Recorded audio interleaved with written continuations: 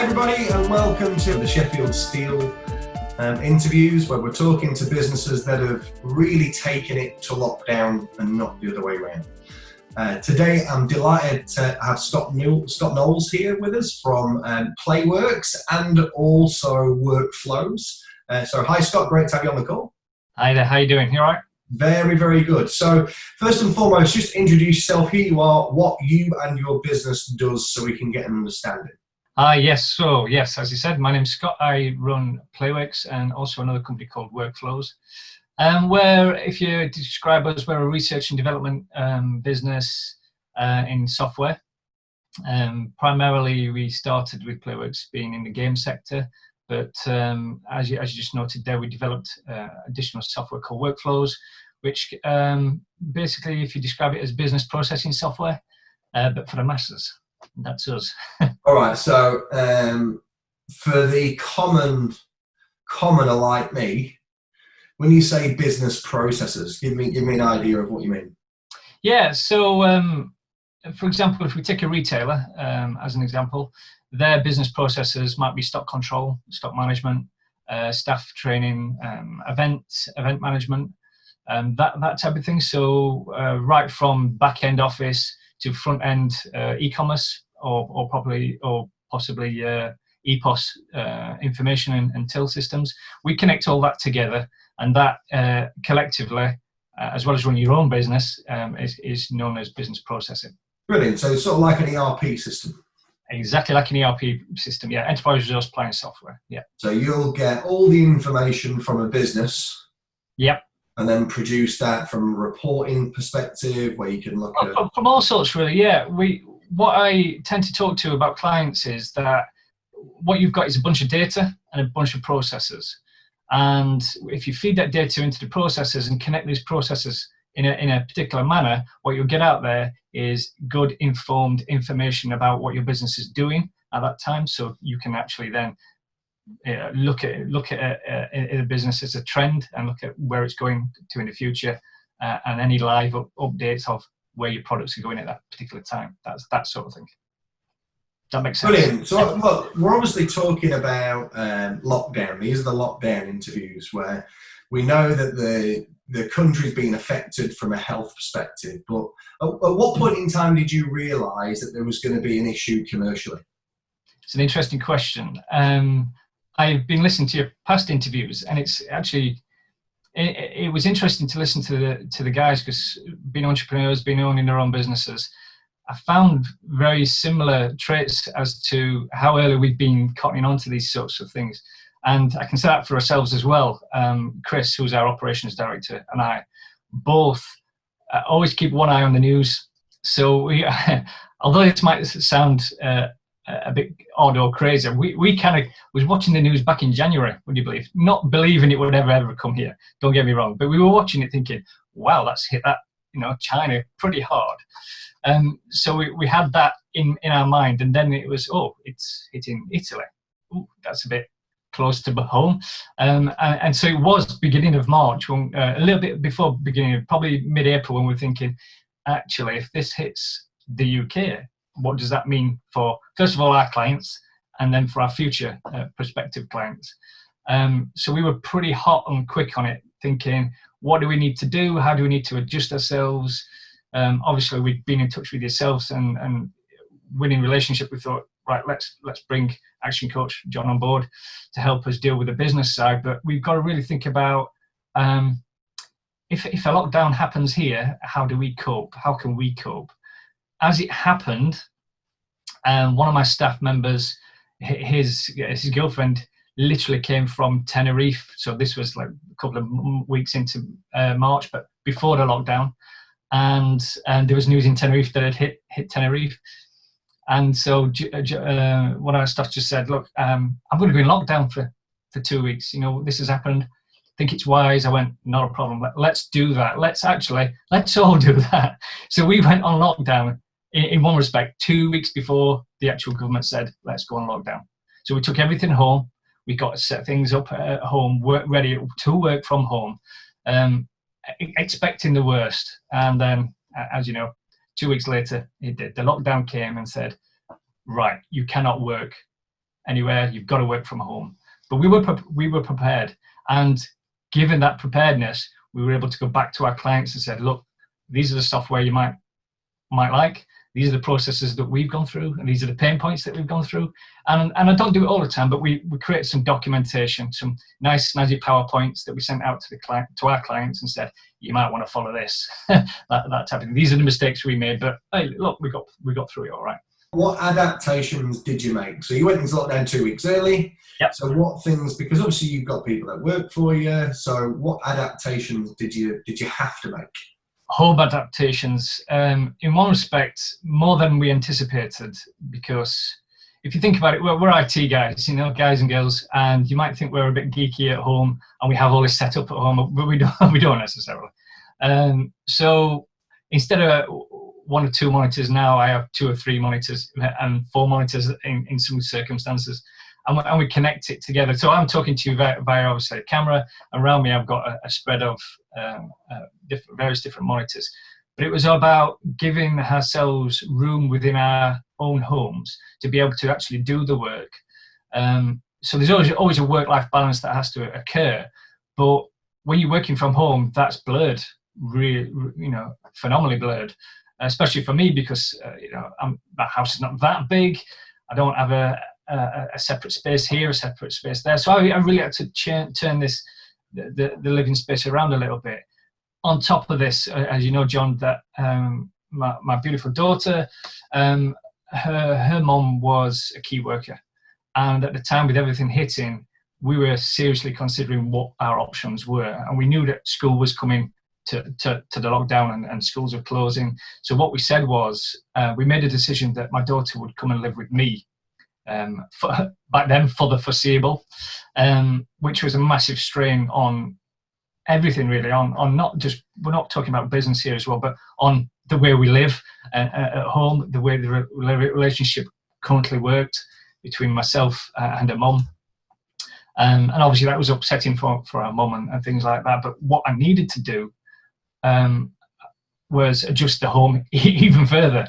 So what you can't see just behind me here is another desk. That's actually my daughter's desk. So what I did was just like literally cut this. I've got a large room, literally cut it in half and said, right, this is my home working space. This is my daughter's space, because it was important for her to, I mean, she's got her own bedroom, don't get me wrong, but it was important to try and maintain some kind of normality in terms of education and things like that. So we did a lot of that.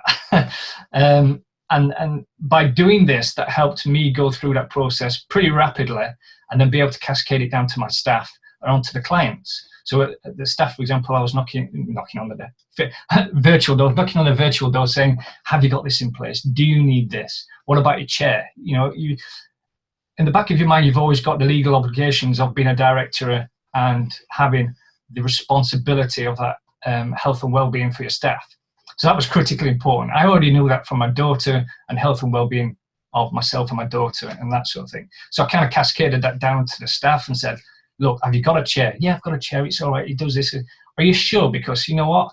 I know we haven't got a great deal of money here, but if your back goes on a dodgy chair that you've got, I don't necessarily care that you're going to sue the business, but it's your back, So I was like, I had a chat with Chris, and we actually eventually we came across saying we did an assessment, as you should do. They were good, that's fantastic. But what we also had in mind, sorry for going on a little bit here, but I think it's important, is that the well-being, not only the health, but the well-being of the staff was maintained.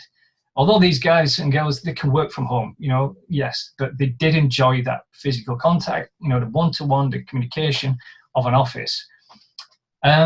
So I said, well, Chris, I think we can afford like 50 odd quid just to give to the staff each to help them adjust. I don't know, will it help them buy a subscription to Netflix, for example, and so they can listen and watch that? And so that's what we did. It wasn't a great deal, but everything we did, we had in mind that health and well-being was critical for the staff, to keep their motivations high, not just for the business aspects, but in life in general, so they maintained some kind of normality and mental prowess really throughout all this. You're obviously, from your perspective, you're an IT business, so remote working isn't something that is new to you. So it was relatively simple for you to go from working It was. in an office to actually going and working from home. So Yeah, what I got from that was your focus was more on health and well-being, it of was. being able to split that working day, making sure that your people had a working space and they were clear on their working hours and they could really split home from work.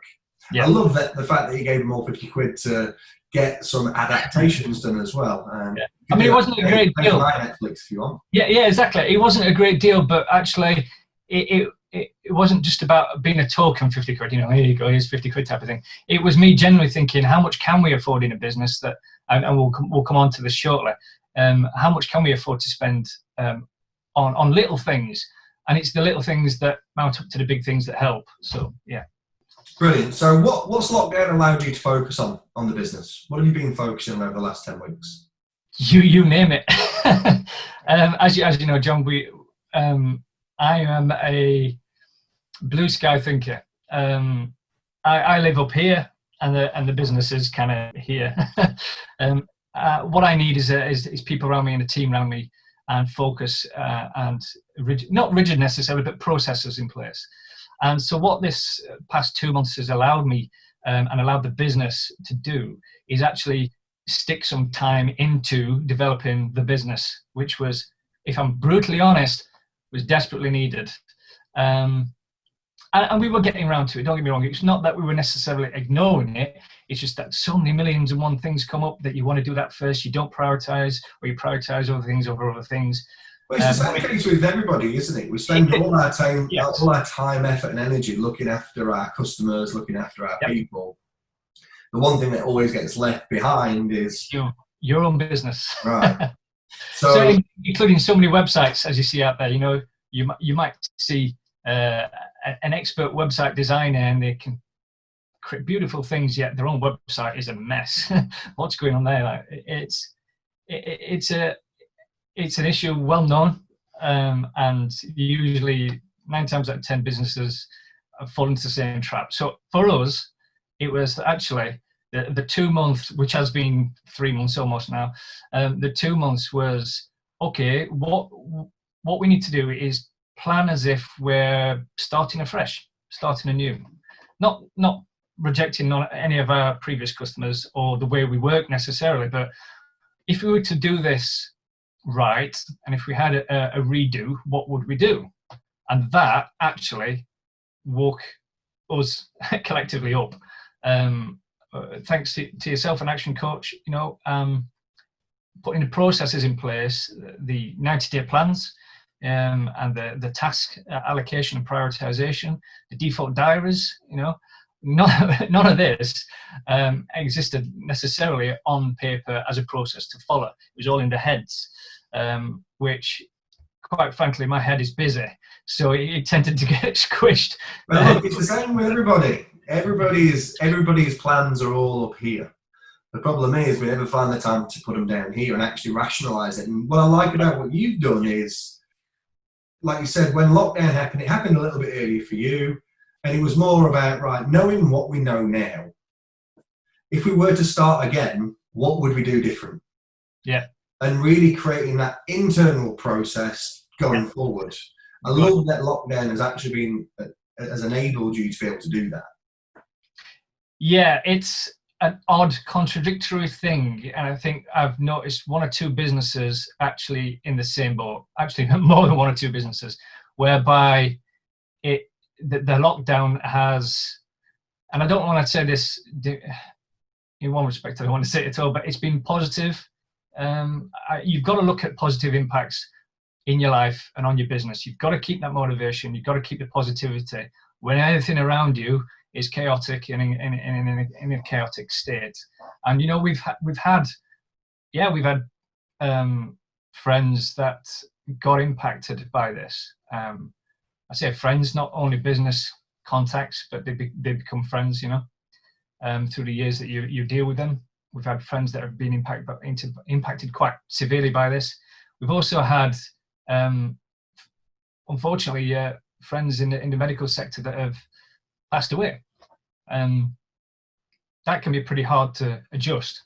So to say that you're going through this is a positive, you might think that sounds contradictory, but it's not. We've got to look at these situations and think, okay, so we can either let this swallow us and overrule us, or, as you've noted, look at things that you can control. So all these little things that you think are little things that are in your control, do them right, control them. And that's what we've done over the past 2 to 3 months. Yeah, that's a really good point, because and all the clients that I work with will know at the beginning of all this, I got everybody on a call. I think it was first week in March. Probably it might have actually been last week in February, maybe first week in March. And no doubt some of my clients thought I was going mad when I said, "Look, this is coming." Yeah, you said it. Yep. This is going to happen, and we're probably going to have 90 days of hardship. It will pass, and we will get over it, but it's going to be a real tough 90 days. And the key message that I really wanted to get across to everybody was focus on the stuff you can control. That was it. Because for the next 90 days, you're going to be bombarded with information that you literally can have zero control over. Whether that's financial, fiscal issues for the country, whether that's health issues for the country, whether that's rules and regulations, and to some extremes, laws that are going to be changed that you'll either agree or disagree with, whether that's the loads of stuff that you can put all your effort and energy into, but can have no direct result over. So it's about getting everybody focused in their little box and going, right, what are the things that you can control? What are the things that you can directly work on every single day? And you have literally stayed in that box, right? Yeah.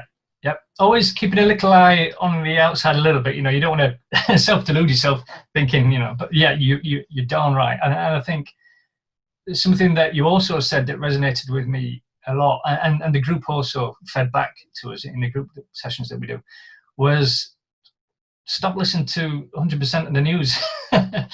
In the first week of the lockdown, I think everyone could say that they had several headaches several times a day. And I thought, well, okay, what's John telling me? What he's saying, keep focused on the things you can control, ignore the rest of the things you can't control. And I was listening to groups, and I'm part of all sorts of different WhatsApp groups and things. And the news is pinging up every 2 minutes, and I'm like, I've got BBC News and I've got Sky News, and I've got, watching all these things going on. And after that that first week, I was exhausted, and I've not done anything. Why am I this exhausted? Well, it took a mental toll, and I'm pretty good. I can handle a lot of stress, a lot of mental capacity there in my own head, even if I do say so. And even I found that hard. So by the second week of the lockdown, I was like, okay, I don't mind listening to and watching the news, but I've got to take it with a pinch of salt in one respect. I can't keep doing this. So I literally just switched off. That was it. I just had to switch. One of the best thing that you did. It was. You got it. Yeah. All right. So from the adaptations and the changes that you've made, we're going to be coming out of lockdown soon. We've heard that from the 15th, retail sector is going to be open. July, August time is probably when the economy and the UK economy is going to start moving again. What adjustments have you made that you're going to keep on doing?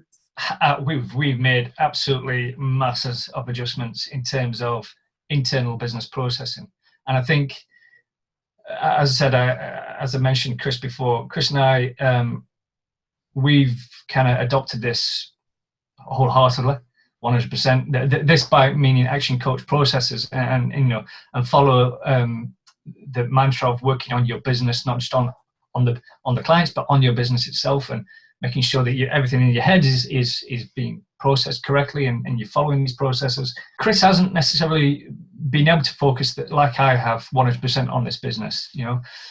He also works part-time elsewhere, so we can get the funds rolling and things like that. And I sat down with him just last week and went through everything that you and I have gone through, everything that I've gone through with various different clients, and how I operate and how we operate now. And he was absolutely amazed. He was taken aback. I've known Chris for 20 or 30 years, a while, and he's looking at this thinking, this, if it wasn't real before, this has become a very real prospect and opportunity that he is dying to get in and onto. For us going forward, I think we're just going to be sticking with the new ways of working. That alone will, I think, catapult us going forward. It's been a massive undertaking over the past 2 months mentally to get my head around how I should have worked all along, and moving out from the lockdown going forward. I can truly say to potential clients going forward, and to the existing clients, we work well. We work well in the business. We are professional, and you come and work. Allow us to work for you, and we'll catapult your business just as we're catapulting our business. Yeah, if your business operates up here, and you come into a client that's floating around here and wants to make the next step up, because this is what the software allows them to do, then you can truly say with confidence, and it comes across, that you can help their business, and you want to help their business. I think what brought it home was one of our recent customers, that they understood the confidence that I was trying to put across, but they really saw the passion for their business through my eyes. That's amazing. Yeah, of course I have a passion. Everyone has a passion. A lot of people have a passion for making money.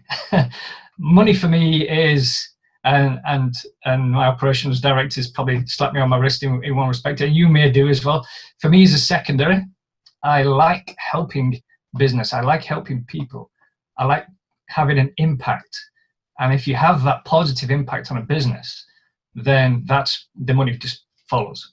Money is a direct outcome. Yes. The effort. Yes. Yes. It's as important as oxygen. You've got it. Money, you can't do anything. You can't do anything. So, but I'm excited now. Yes, I was always motivated before, but I'm now excited for a prospect to help businesses, retail and otherwise, get back up on the feet, get the UK market rolling again with speed.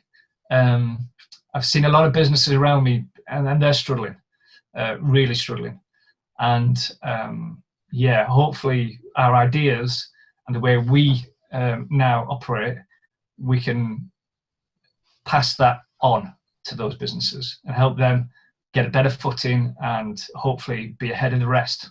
So what are you looking forward to most post-lockdown? Yeah, I like the question. And I heard a couple of various different things relating to social aspects. Of course, you know what? Something I've critically missed over the past few months.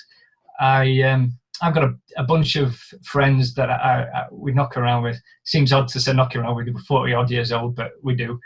That we haven't seen each other necessarily, and to be honest, which is a bit odd, we haven't video linked to each other and things like that. We've got a WhatsApp group, we're looking forward to having a drink with them and things like that. Twofold. Personally, I'm looking forward to knocking around with these guys again, going out there and getting a bit more social. Business wise, I'm actually really looking forward to getting a bit of face-to-face time again, not just with the clients, but networking.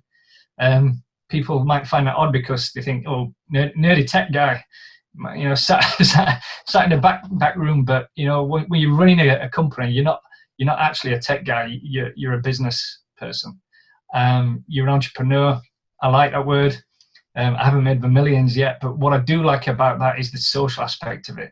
It's actually getting to the nitty-gritty of humans, as crazy as that sounds, and getting that feedback from them. One of the things that human beings need is connectivity.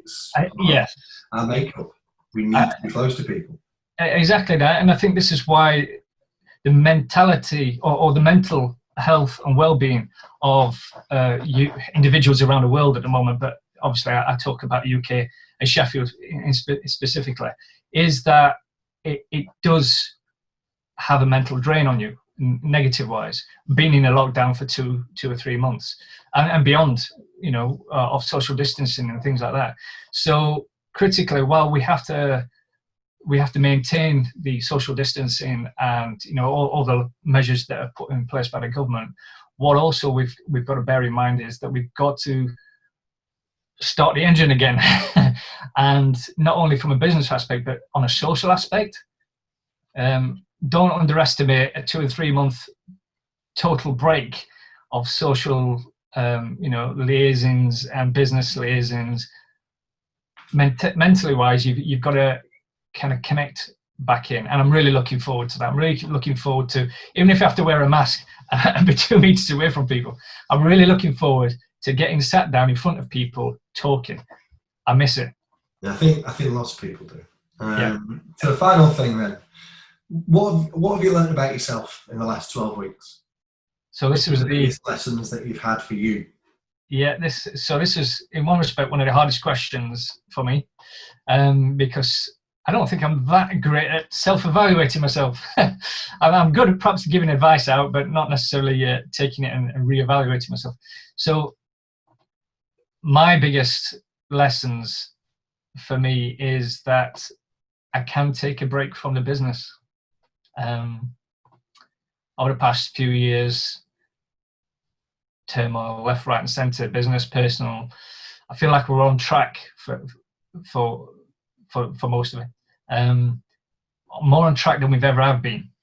But because of that, I look at how we got on track, and I said to Chris, yes, okay, it's been hard having my daughter here. I loved her to bits, by the way, and I would not change that aspect at all. But it has been hard. But you know what? Business didn't slip. And I evaluated that and said, why didn't it slip? Well, it's because my procrastination is negligible, to say the least, this past 2 or 3 months. Well, it was very high previously, I'll admit. So it's about now maintaining this. I'll say new way of working, new way of living a life, as it were. Not only having business goals, but having personal goals. I bought a pair of trainers, and I have done 1 or 2 runs. I need to concentrate on that a little bit more for personal goals and personal aspirations. Because someone once said that if you look after yourself, then you can look after your business. So for me, going forward, that's what I've learned. I've learned that you can not necessarily take your hands off the reins of the business, but you can give yourself personal space, personal time. And as long as you're managing the business correctly, putting the processes in place we've talked about, that can be done. The balance can be achieved. And that's what I want to work on going forward. Balance, I like that. It's not only balance can be achieved, balance is it's as important as anything else, because without it, you can't perform. Yeah. Scott, it's been great having you on today. Thanks ever so much for sharing your wisdom with us. You're quite welcome. And here's to the next phase of lockdown, eh? Love it. Yep, not a problem, John. Thank you. Cheers, Scott.